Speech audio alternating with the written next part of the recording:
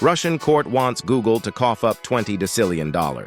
A Russian court has indeed issued an astronomical fine of $20 decillion against Google. This fine stems from Google's refusal to restore YouTube accounts of Russian media outlets that were blocked due to U.S. sanctions. The fine began as a daily penalty of 100,000 rubles, 1,025, in 2020, and has been doubling weekly since then.